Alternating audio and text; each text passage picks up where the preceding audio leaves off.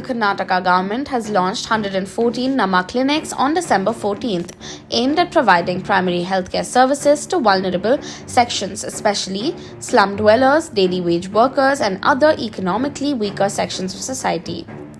12 types of health services will be available at the center, and each clinic will consist of a medical officer, a nurse, lab technician, and a Group D employee. This is a project with a total cost of Rs 150 crore, and most of the clinics will start working in government buildings.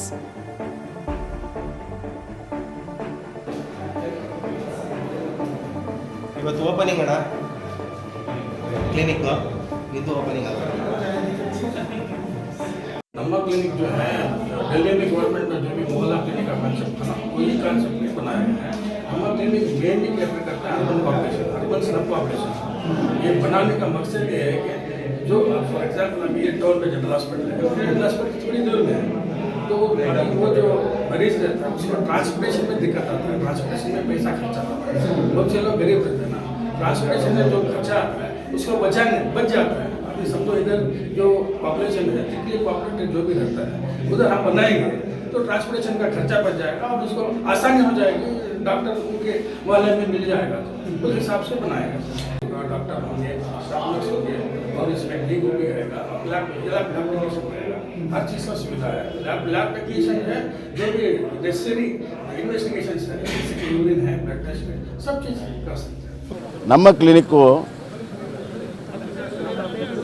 ಇತ್ತೀಚಿನ ದಿನಗಳಲ್ಲಿ ಮೊದಲೆಲ್ಲ ಶಹರದಲ್ಲಾಗಲಿ ಗ್ರಾಮೀಣ ಪ್ರದೇಶದಲ್ಲಾಗಲಿ dispensaries ಅಂತಿದ್ದು MBBS doctors ಸ್ಥಳೀಯವಾಗಿ ಜನರನ್ನ ನೆಗಡಿ ಜ್ವರ ಇತ್ಯಾದಿಗಳನ್ನು ನೋಡ್ತಾಯಿದ್ರು, ಸಣ್ಣ ಪುಟ್ಟ ಟೆಸ್ಟ್ಗಳು ಮಾಡ್ತಾಯಿದ್ರು. ನಾವೆಲ್ಲ ಸಣ್ಣವರು ಇದ್ದಾಗ ದವಾಖಾನೆಗೆ ಹೋಗ್ತಿದ್ವಲ್ಲ, ಈಗ ಅಂಥವು ಯಾವಿಲ್ಲ, ಮೊಮ್ಮಕ್ಕಳಿಗೆ ದೊಡ್ಡ ಹಾಸ್ಪಿಟ್ಲ. ಹೀಗಾಗಿ ಬಡವರಿಗೆ ಪ್ರಾಥಮಿಕವಾಗಿಯೇ ಚಿಕಿತ್ಸೆಯನ್ನು ಮಾಡುವಂಥ ದೃಷ್ಟಿಯಿಂದ ನಮ್ಮ ಕ್ಲಿನಿಕನ್ನು ಮಾಡಿದ್ದೇವೆ. 437 ಇಡೀ ರಾಜ್ಯದಲ್ಲಿ ಮಾಡ್ತೀವಿ. ಮೊದಲೇ ಹಂತ 100 ಕ್ಲಿನಿಕನ್ನು ಇವತ್ತು ಉದ್ಘಾಟನೆ ಮಾಡ್ತಾಯಿದ್ದೇವೆ. ಇದರ ಒಂದು ಪರ್ಫಾರ್ಮೆನ್ಸನ್ನು ನೋಡಿಕೊಂಡು ಇದನ್ನು ಸ್ವಲ್ಪ ಮಟ್ಟಿಗೆ ಅಪ್ಗ್ರೇಡ್ ಮಾಡುವಂಥದ್ದು ಅವಶ್ಯಕತೆ ಇದೆ ಅಂತಿದೆ. ಮುಂದಿನ ಬಜೆಟ್ನಲ್ಲಿ ಅದಕ್ಕೆ ಅಪ್ಗ್ರೇಡ್ ಮಾಡೋದಕ್ಕೂ ಕೂಡ ಹಣವನ್ನು ಕೊಡ್ತೀನಿ. ಅಂದರೆ ಒಂದು ಸ್ಟೆಪ್ ಮುಂದೆ ಬರೀ ತಪಾಸಣೆ ಮಾಡಿ ಔಷಧಿ ಕೊಡೋದು ಅಷ್ಟೇ ಅಲ್ಲ, ಮಿನಿಮಮ್ ಪ್ರಿಲಿಮಿನರಿ ಟೆಸ್ಟ್ಗಳೇನಿದೆ, ಬ್ಲಡ್ ಟೆಸ್ಟ್ ಇದು ಟೆಸ್ಟ್ ಆ ಮಾಡುವಂಥ ಯೂನಿಟನ್ನು ಕೂಡ ಇದಕ್ಕೆ ಜೋಡಿಸ್ಬೇಕು ಅಂತ ನಾವು ಪ್ಲ್ಯಾನ್ ಮಾಡ್ತಾಯಿದ್ದೇವೆ. ಆಮೇಲೆ ಟೆಲಿಮೆಡಿಸಿನ್ ಈಗ ಇದಕ್ಕೆ ಜೋಡಿಸ್ತೇವೆ, ಟೆಲಿಮೆಡಿಸಿನ್ ಜೋಡಿಸ್ತಾ ಇದ್ದೇವೆ. ಬಟ್ ಪ್ರಿಲಿಮಿನರಿ ಟೆಸ್ಟ್ಗಳಿದೆ, ಬ್ಲಡ್ ಟೆಸ್ಟು, ಶುಗರ್ ಟೆಸ್ಟ್, ಇನ್ನೊಂದು ಟೆಸ್ಟ್ ಇದೆ, ಆ ಯೂನಿಟ್ಟು ಕೂಡ ಇದಕ್ಕೆ ಜೋಡಿಸ್ಬೇಕು ಅಂತ ಈ ಒಂದು 2-3 ತಿಂಗಳ ಅನುಭವ ನೋಡಿಕೊಂಡು ಮಾಡಬೇಕನ್ನುವಂಥ ವಿಚಾರ ಈಗ.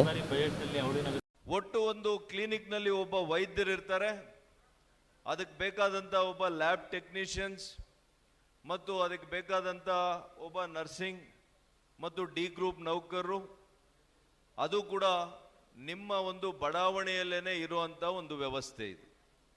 ಯಾರು ಕೂಡ ದೂರ ಹೋಗ್ಲಿಕ್ಕೆ ಅವಕಾಶ ಇಲ್ಲ. ನೀವ್ಯಾರು ಕೂಡ ಒಂದು ಸಣ್ಣ ಜ್ವರ, ಕೆಮ್ಮು, ನೆಗಡಿ, ಯಾವುದೇ ಒಂದು ಸಣ್ಣ ಇನ್ಫೆಕ್ಷನ್ ಇದ್ರೂ ಕೂಡ ಹಿಂದೆ ಜಿಲ್ಲಾಸ್ಪತ್ರೆಗಳಿಗೆ ಹೋಗಬೇಕಾಗಿತ್ತು ಅಥವಾ ನಮ್ಮ ಕಿಮ್ಸ್ ಕಾಲೇಜಿಗೆ ಹೋಗಬೇಕಾಗಿತ್ತು. ಆದರೆ ಇವತ್ತು ಅದರ ಅವಶ್ಯಕತೆ ಇರೋದಿಲ್ಲ. ಅಲ್ಲಿ ದಟ್ಟಣೆ ಕಡಿಮೆ ಆಗ್ತದೆ.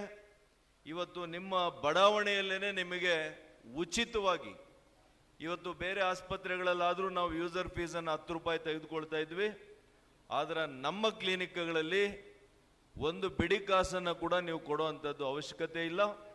ಇವತ್ತು ಈ ಕಾರ್ಯಕ್ರಮ ಅತ್ಯಂತ ಸಂತೋಷದಿಂದ ಹೆಮ್ಮೆಯಿಂದ ನಾವು ಉದ್ಘಾಟನೆ ಮಾಡಿದ್ದೇವೆ. ಈ ಭಾಗದ ಎಲ್ಲರೂ ಕೂಡ ಈ ಸೇವೆಗಳನ್ನು ತಾವೆಲ್ಲ ಕೂಡ ಪಡ್ಕೋಬೇಕು. ಇದು ಸಂಪೂರ್ಣ ಉಚಿತವಾಗಿರುತ್ತೆ. ಸುಮಾರು 14 ರೀತಿಯ ತಪಾಸಣೆಗಳು ಮತ್ತು ಅದಕ್ಕೆ ಬೇಕಾದಂಥ ಟೆಸ್ಟಿಂಗ್ ಇದೆ. ಆ ಟೆಸ್ಟಿಂಗ್ ಕೂಡ ಉಚಿತ ಇರುತ್ತೆ, ಔಷಧಿ ಕೂಡ ಉಚಿತ ಇರುತ್ತೆ ಮತ್ತು ವೈದ್ಯರು ಕೂಡ ನಿಮಗೆ ಯಾವುದೇ ಯೂಸರ್ ಫೀಸನ್ನು ತೆಗೆದುಕೊಳ್ಳೋದಿಲ್ಲ. ಇದು ನಿಜವಾಗಿಯೂ ಕೂಡ ನಮ್ಮ ರಾಜ್ಯದಲ್ಲಿ ಆರೋಗ್ಯ ವ್ಯವಸ್ಥೆಯಲ್ಲಿ ಇದು ಒಂದು ಗೇಮ್ ಚೇಂಜಿಂಗ್ ಅಂತ ನಾನು ಹೇಳಬೇಕಾಗ್ತದೆ.